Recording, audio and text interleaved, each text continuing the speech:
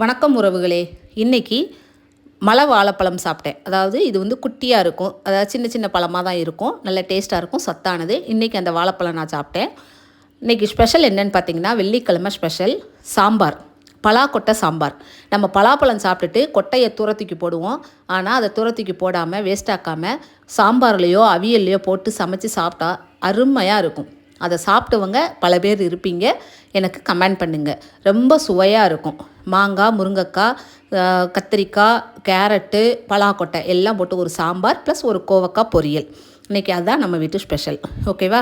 எல்லாம் முடிச்சுட்டு சாப்பாடு வச்சு மதியம் நானும் அப்பாவி அப்பா சுட்டி மகள் 3 பேரும் சாப்பிட்டோம். இன்றைக்கி சுட்டி மகளுக்கு ஸ்கூல் லீவு, அதனால் அவளே எங்கள் கூட இருந்து மதிய சாப்பாடு சாப்பிட்டா. அருமையாக இருந்துச்சு. சாம்பார் ஊற்றி அந்த பலாக்கொட்டையை அதில் வச்சு சாப்பிடும்போது அவ்வளோ ஒரு டேஸ்ட்டாக இருக்கும். இதை தெரிஞ்சவங்க எனக்கு கமெண்ட் பண்ணுங்கள். நீங்களும் உங்கள் வீட்டில் செஞ்சு சாப்பிட்டு பாருங்கள், அருமையாக இருக்கும். ஸ்பெஷல் மாம்பழம் இதெல்லாம் சீசனில் கிடைக்கக்கூடியது. சீசனில் கிடைக்கிற அத்தனை இயற்கை உணவும் நாம் பயன்படுத்திக்கணும்.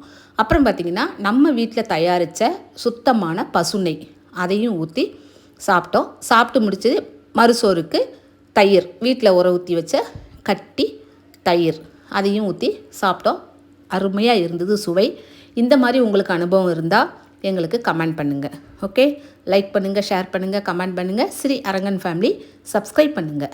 ஸ்ரீ அரங்கன் ஃபேமிலிக்கு என்றைக்கும் உங்கள் ஆதரவு கொடுக்கணும்.